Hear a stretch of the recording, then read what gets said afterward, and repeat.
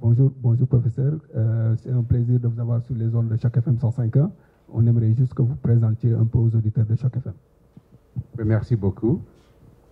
Je suis le professeur Mabaya et voilà, j'habite London, Ontario. Je suis arrivé ici pour participer à cette séance de croisée de mots et qui cadrait bien avec le mois de l'histoire des Noirs, appuyé par un ouvrage que je venais de publier, Gorée, ouvre-moi tes portes. Et Gorée, c'est un des sites historiques, un site d'embarquement des esclaves vers la côte atlantique américaine. Et ça se situe au Sénégal. Ouais. Voilà un peu. Alors j'ai d'autres ouvrages que j'ai publiés. Le plus récent, c'est une autobiographie qui s'intitule Un périple miraculeux de Ndobo en République démocratique du Congo à Toronto, au Canada. Eh bien, le périple miraculeux relate mon histoire personnelle depuis ma jeunesse jusqu'à 66 ans, quand j'ai commencé à écrire et terminé le livre. Et là-dedans, je mets l'accent sur les événements essentiels qui ont marqué ma vie. Ces événements ont été heureux et parfois malheureux aussi. Tout est relaté là-dedans. Alors, j'ai fait une synthèse de tout ce que j'ai remarqué comme événement heureux, en disant que cela était arrivé par la grâce de Dieu. Et j'ai écrit un deuxième ouvrage qui s'intitule Sur le pas de Jésus, témoignage et exhortation. Donc cet ouvrage-là a deux parties. Témoignage, c'est en quelque sorte un résumé du premier livre. Et puis exhortation, c'est une invitation à chacun de pouvoir visiter sa propre vie en regardant les différents événements qui se sont déroulés dans sa vie et puis y réfléchir. J'ai aussi une pièce de théâtre en développement où je trace un peu l'histoire d'un jeune immigrant noir francophone qui arrive dans un pays réputé bilingue, qui trouve que son français qu'il a appris à l'école avec fierté est relégué en seconde place en fait, parce qu'il a choisi d'aller à London, Ontario, qui est majoritairement anglophone. Et ensuite, il y a un roman de fiction, 25% réalité et 75% fiction, qui est sous presse. Et le roman s'intitule L'Hôpital, le manuscrit de mon père. Et enfin, cette dernière publication que je viens de faire, Gorée, ouvre-moi tes portes. Cette publication m'a été inspirée par cette invitation d'ailleurs à participer à la croisée des mots sur le mois de l'histoire des Noirs. Écrire, on sait que ce n'est pas facile du tout. Et depuis combien de temps arrivez-vous à écrire et qu'est-ce qui vous inspire à écrire? En fait, écrire, ce n'est pas facile, mais il y a beaucoup de choses qui m'inspirent. C'est parti du fait que, depuis mon jeune âge, je lisais beaucoup. Mais ce qui est bizarre, c'est que je lis tout. Je ne fais pas de distinction. J'ai commencé, disons, aux humanités à lire des bandes dessinées, Tintin au Congo, puis des livres comment on appelle ça encore, de détectives, oui, avec... j'aimais bien des intrigues. Quand il y avait quelque chose à découvrir à la fin, et puis le fait de participer au théâtre aussi. Tout ça a mis en moi, bien que j'ai fait les sciences, vraiment une passion pour la littérature. Alors, écrire n'est pas facile, il y a beaucoup de choses qui m'inspirent. Le premier livre, comme j'ai dit, m'a été inspiré par la mémoire de mon père. Et généralement, à travers les différentes conversations, un petit passage, une petite idée commence à germer dans la tête, et puis je construis toute une histoire autour de cela. Et donc, je dirais même qu'il y a beaucoup de choses qui m'inspirent. Généralement, la solitude m'inspire beaucoup. Ouais. C'est qu'il y a une nouvelle génération africaine qui écrit beaucoup de livres. On en voit beaucoup aussi au Canada. Ceux qui n'ont jamais, quand même, qui sont nés à l'extérieur de l'Afrique. on voit ensuite une nouvelle génération qui s'affirme de plus en plus. On en a souvent qui viennent nous voir sur Choc FM. Comment cette nouvelle génération peut suivre vos traces et pouvoir être beaucoup plus à définir ou à imposer la littérature africaine? Oui. Mais c'est comme je disais tout à l'heure que effectivement nous avons besoin de références et il faudra beaucoup d'interactions. Par exemple, une séance comme celle-ci où on verrait beaucoup de jeunes participer, ça inspirerait beaucoup. Et je pense que ces jeunes-là ont aussi besoin d'encadrement et de participer au salon de livres, de participer par exemple aussi à certaines activités théâtrales. Oui, et tout ça peut beaucoup inspirer les jeunes. Mais surtout, en fait, ne pas couper le pont entre les jeunes et le vieux, si je peux ainsi m'exprimer. Oui. On sait que c'est une bonne chose, hein, parce qu'on sait que souvent, quand les jeunes parlent, ils parlent souvent avec leur génération. Et on sait que vous, votre génération, vous, elle a été bercée par les contes africains, parce que souvent, les grands-mamans, c'est eux, ou les grands-papas en gros, mais c'est les grands-mamans les plus habilités à le faire, vous ont donné cette inspiration et cette jeunesse qui est née à l'extérieur de l'Afrique. Comment elle peut avoir cette inspiration? Ben, l'inspiration, elle est double. Premièrement, de lire les livres des anciens. Je dirais, par exemple, Senghor. Lire les livres sur la négritude. Oui, et aussi, par exemple, Cheikh Anta Diop. Il y a beaucoup d'exemples, Aimé Césaire. Et nous avons aussi ici, il y a mon ami Gabriel. Il y a Dany Laferrière. En fait, voilà des exemples de personnes qui peuvent inspirer. Mais l'invitation, pour bien répondre à votre question, c'est de lire, d'être en contact avec ceux qui ont eu une autre expérience, qui ont vécu en Afrique ou qui ont vécu ailleurs. Et cela permettra aux jeunes de ne pas seulement être focalisés sur leur vie au Canada. C'est d'avoir une ouverture sur le monde. Ouais. On va revenir au mois de l'histoire des Noirs, mais je voudrais savoir quel regard faites-vous de la littérature africaine en général ou de la littérature des Noirs? On sait que c'est totalement différent entre la littérature noire en général et la littérature africaine. Quelle est l'avancée des deux et quel regard faites-vous de tout cela? Oui, le regard est très simple. En fait, c'est un problème d'inspiration, comme vous avez dit. C'est un problème d'inspiration et si on n'a jamais vécu, par exemple, en Afrique, on ne peut pas être inspiré par une rivière qui coule. On ne peut pas être inspiré par une maman qui porte un bébé sur le dos ou une maman qui pilonne. On ne peut pas être inspiré par la chaleur. Et donc, le tout, c'est un problème d'inspiration. On est souvent inspiré par notre environnement, les sentiments que les autres peuvent créer en nous, là.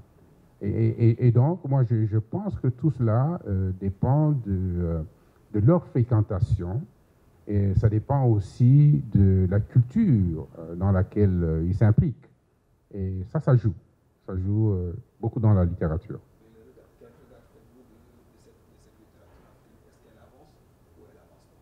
La littérature africaine avance. Elle avance parce que il y a beaucoup de livres qui sont publiés, surtout, il faut voir, ça dépend de la langue utilisée. Dans la francophonie, il y a beaucoup d'ouvrages qui sont publiés. Et moi, quand je regarde les catalogues des éditeurs français, je vois qu'il y a beaucoup... Je prends par exemple l'Harmattan. L'Harmattan a créé des succursales dans plusieurs pays d'Afrique. Et quand vous regardez son répertoire, il y a beaucoup de publications dans tout le domaine. Oui, donc le regard est que la littérature africaine avance. Et aussi, ce qui est important, c'est l'intégration de deux cultures, la culture occidentale et la culture africaine. Oui, c'est ça. Est-ce que j'ai répondu à votre question?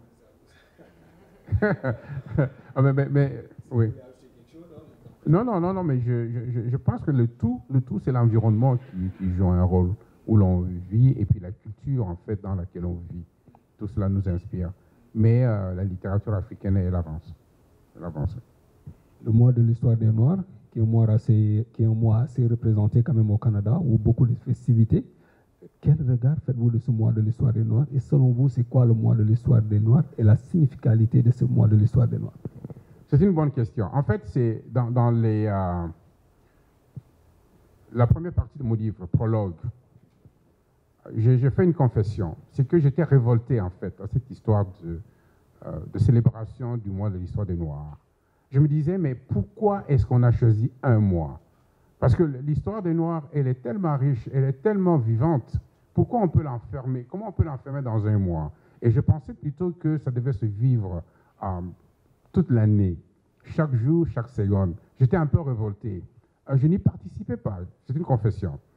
Et puis quand Gabriel m'a appelé en disant, écoute Gaston, on t'invite à Toronto, à la librairie Yorkville, à la bibliothèque plutôt, Yorkville, pour une conférence sur le mois de l'histoire des Noirs. J'ai dit, mais et pourquoi moi?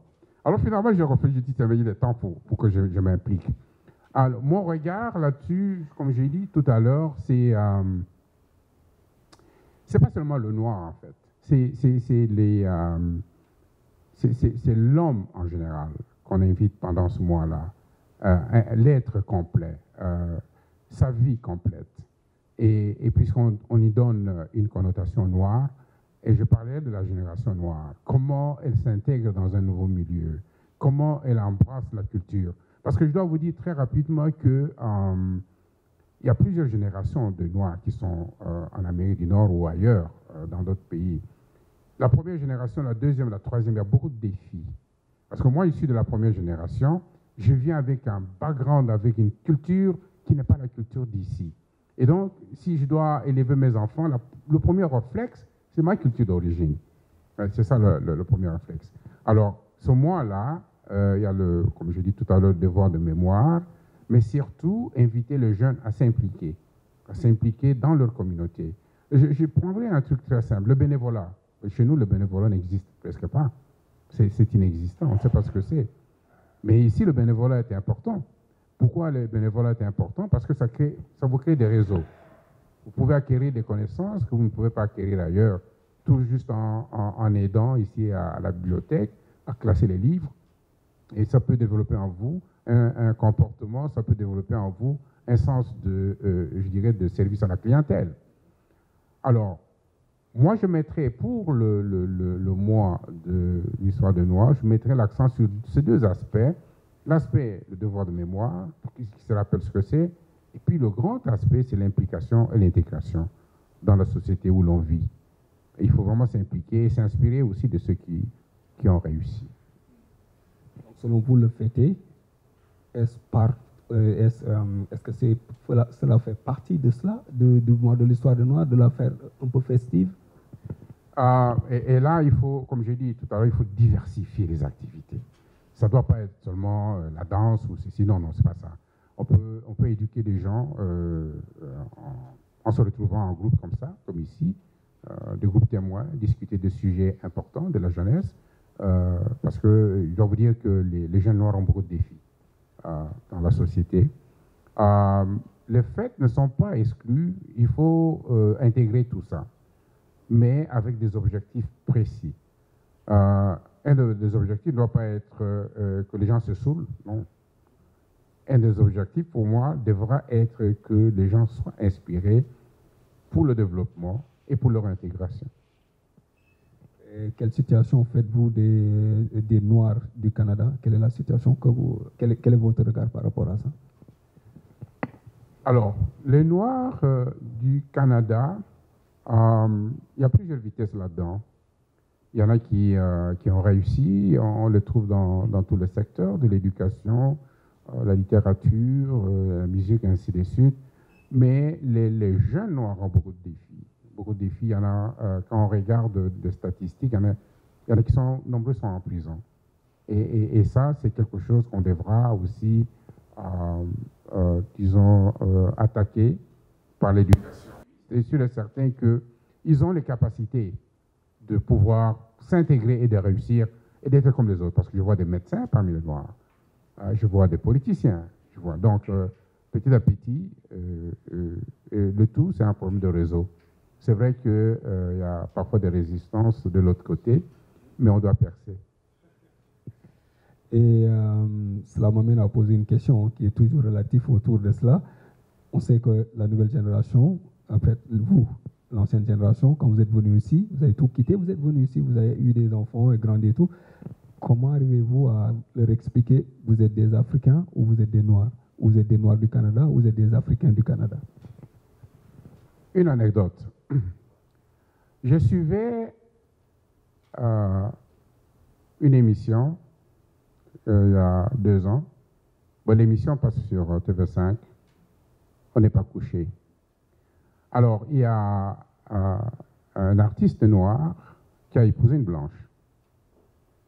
Et Barack Obama, c'est ça, Barack Obama, c'est ça, hein? Oui. Venait d'être, disons, voté. Et ce monsieur, son fils et son épouse suivaient à la télévision. Alors l'enfant était sidéré qu'on dise qu'on vient d'élire le premier président noir. Alors lui, métis, hein, il regarde son père et il dit, mais pourquoi est-ce qu'on l'appelle noir? Son père avait difficile à expliquer. Il dit, mais l'enfant qui dit, mais il est métis, il a 50%, 50%. Il pouvait autant aussi être appelé blanc. Et pourquoi on l'appelle noir? Son père n'a pas eu de réponse. Son père n'a pas eu de réponse. Alors, vous voyez, c'est une question très difficile. Très difficile. Donc, l'éducation, moi, en tout et pour tout, l'éducation doit passer par, disons, l'intégration. Expliquer aux enfants qu'ils sont chez eux, qu'ils doivent réussir, ils doivent faire comme les autres, oui, et pas se marginaliser, et pas s'exclure. Il faut s'intégrer. Il faut les encourager comme ça. Parce que ce n'est pas une question facile. La réponse ne doit pas être facile non plus. Donc c'est un plaisir en tout cas de vous parler. J'ai quand même une ou deux questions si ça ne dérange pas. Et comme je l'ai dit, vous êtes sur les zones de Choc FM 105.1. Dans cette, on reviendra avant la fin de cela, la présentation de l'équipe de Choc FM. En tant que Noir, en tant qu'Africain plutôt, comment voyez-vous la situation politico-sociale de notre continent? Les pays africains pataugent. Les pays africains pataugent parce que je pense que la colonisation n'a pas pris fin. Et la colonisation est revenue en Afrique sous d'autres formes. Je fais encore référence au livret que je viens de rédiger. Là-dedans, je dis ceci. Je dis que les pays colonisateurs, aucun pays colonisateur n'a eu un plan quinquennal pour l'indépendance des pays africains. Aucun. Les indépendances ont été obtenues soit de gré, soit de force. Et donc, ce n'était pas de gaieté de cœur que les indépendances ont été octroyées. Parce que ces pays, depuis le partage après la conférence de Berlin, ont servi de réservoir de ressources. Et ce n'était pas facile que les pays colonisateurs s'en débarrassent. Et donc, moi, je pense que les dirigeants africains, ils pataugent. Et je vais utiliser un mot très dur. J'ai l'impression que ce sont des marionnettes, en fait. Je ne les insulte pas, mais ce que je veux dire, c'est que ils sont marionnettes par leur égoïsme. Ils ne pensent pas au développement de leur pays, de la population. Ils pensent surtout à eux-mêmes. Et quand ils ont rempli des poches, ils ne veulent pas quitter le pouvoir, ils restent. Ils restent. Et ça, c'est un mal. Dernièrement, on venait de suivre en Guinée, le président guinéen, c'est un grand intellectuel. Hein? Oui. Hein? Alpha Condé, c'est un grand intellectuel. C'était un homme qui luttait pour l'indépendance de son pays, pour le développement. Maintenant, il veut changer la constitution pour briguer un 3e mandat. Et donc, c'est cet esprit qui s'est perpétué en Afrique. Pas libéré. On ne peut pas faire la grève comme ici. Là, il y a un ami qui devait venir me voir la semaine prochaine, ne peut pas venir de Québec, tout simplement, parce qu'il y a grève et les chemins de fer sont bloqués. Ça, tu ne ferais pas en Afrique. Tu ne peux pas. On te tue. Et donc, il y a vraiment un grand effort à faire. Donc, ça c'est mon regard. Hein. C'est mon regard. Et je pense que la nouvelle génération, les jeunes, ont ce devoir de pouvoir réfléchir profondément pour le développement du continent africain. Les Occidentaux devraient faire en sorte que ce pays-là se développe. Pourquoi? Parce que c'est un poids pour les pays occidentaux. On voit bien avec l'afflux de réfugiés. Pourquoi est-ce que ces gens-là quittent leur pays pour venir au Canada, pour aller en Europe, tout ça? Tout simplement parce qu'il y a la misère. Mais si on pouvait les développer, moi je crois que très peu de gens quitteraient. Ils resteraient chez eux. Et donc, moi je crois que c'est un effort global. Donc, ma conclusion, c'est que de part et d'autre, la mentalité devrait changer. Les uns devraient comprendre que les autres sont indépendants, et ces autres-là devraient comprendre qu'ils sont réellement indépendants, ils doivent développer leur pays. C'est un couteau double tranchant, comme on dit. Okay. On parle de la colonisation pour finir quasiment. Vous avez parlé tout à l'heure de la colonisation, des méfaits de la colonisation. Quel regard faites-vous de cela? Et est-ce que la colonisation est importante ou pas? Bon, mais je crois que la colonisation n'a jamais été vue comme un élément important. En fait, coloniser, c'est quoi? C'est dominer. Moi, je ne crois pas qu'un être humain soit heureux d'être dominé. Comme je l'ai mentionné tout à l'heure, l'Afrique avait sa culture et sa civilisation. Pourquoi je pose cette question, c'est comme ils avaient dit, avec Sarkozy ou je ne sais pas, quelqu'un qui disait que c'était un mal propre. Donc c'est pour cela que je pose la question. Mais c'était un politicien qui a ses objectifs. Moi j'insiste sur le fait que, par exemple, la mondialisation devrait profiter à tout le monde. C'est comme si vous êtes chez vous le matin, vous voyez quelqu'un qui frappe à la porte, qui vient demander s'il peut prendre le déjeuner avec vous. Tout simplement parce qu'il n'a pas de pain. Si cette personne avait du pain à la maison, elle ne viendrait pas chez vous pour demander. Donc la colonisation, il faut comprendre quelles sont les raisons propres à cette notion de colonisation. C'est dominer, régner. Ça ne doit pas plaire. Oui.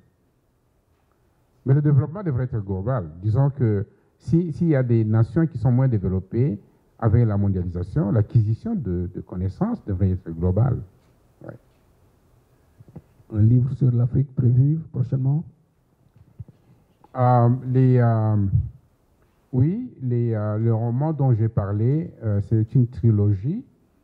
La première partie, c'est celle qui est sous presse. La deuxième partie, effectivement, parlera de l'Afrique, et la troisième partie également. Merci, professeur. C'était un plaisir, en tout cas, d'être sur les ondes de Choc FM 105.1. Et comme je l'ai dit, vous êtes dans le cadre de ma radio visuelle, qui est une émission qui permet aux anciens ou aux aînés, comme on les appelle, de pouvoir être beaucoup plus visibles. Et dans ce cadre du mois de l'histoire des Noirs, nous allons un peu partout pour rencontrer les personnes, en tout cas les aînés, pour leur permettre aussi de s'exprimer, que ce soit dans la littérature ou dans tous les autres domaines. Donc, ils sont les bienvenus sur Choc FM 105.1. Merci en tout cas à vous, et ce reportage sera visible sur les ondes de Choc FM 105.1. Merci beaucoup. Je remercie votre chaîne. Hein. C'est une chaîne qui a fait la promotion, et c'est une fierté pour nous. Merci. Choc FM, c'est comme on dit, c'est le quartier français. Merci.